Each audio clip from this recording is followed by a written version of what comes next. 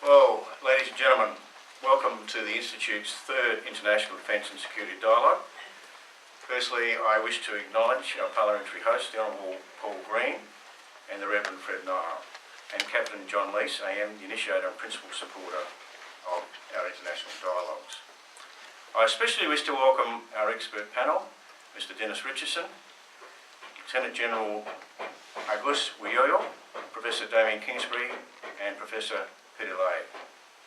I also wish to welcome other distinguished guests, Major General Michael Crane, President of the United Service Institute, they don't have a royal there, in the ACT, and also the New South Wales Institute's Vice Patrons, Rear Admiral Stuart Mayer, Commander Australian Fleet, Major General Stephen Porter, Commander 2nd Division, and Group Captain Tim Pedley, representing Air Vice Marshal Gavin Turnbull, Air Command Australia, and Mr Chris Jenkins, Chief Executive Officer of TAILS Australia and New Zealand.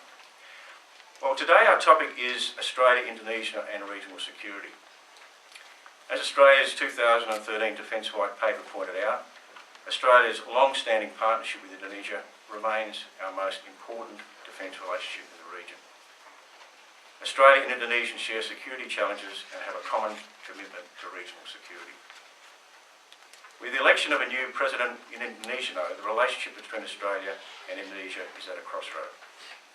On the one hand, if the focus of the relationship is to be on the seemingly regular occurring irritants in the relationship, then the relationship will deteriorate and may plumb new depths.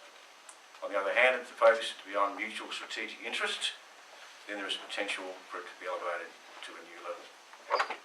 There are three particular, and you would have seen this in the handout, issues that I think stand out in terms of what can meaningfully be discussed. The first of these is obviously a maritime strategy, and we'll hear more of that today. Australia has for many, many years pursued a maritime strategy, but certainly we know that the new President of Indonesia has an intention to pursue one as well. Then there is the issue of terrorism, and since the Bali bombings carried out by JI in 2002, Australia and Indonesia have cooperated very well in intelligence sharing and policing to reduce the terrorist threat. But the emergence of the Islamic State in Iraq and Syria and Boko Haram in sub-Saharan West Africa has elevated the terrorist threat from a policing issue to a military one. Another important issue. The third one, the strategic elephant in the regional room, however, is China. China's vigorous assertion of its territorial claims in the East and South China Seas, which cover 90% of those waters, have created tensions with its neighbours, especially Japan, Vietnam and the Philippines, but potentially Malaysia, Brunei, Indonesia and Indonesia as well.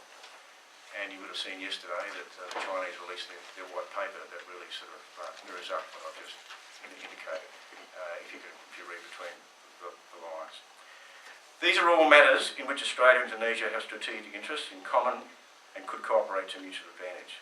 Were they to do so, it would raise their relationship to a new strategic level. These and similar opportunities for strategic cooperation will be the focus of today's dialogue. Well, it's now my pleasure to introduce our first speaker, the 2015 Blaming Orator, Mr Dennis Richardson.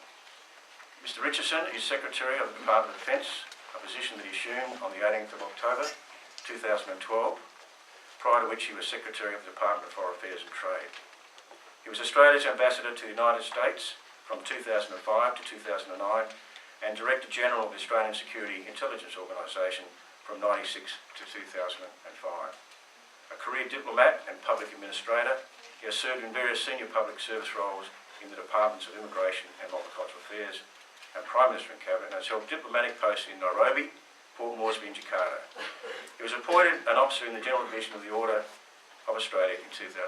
And to that I would add my own personal observations about Dennis.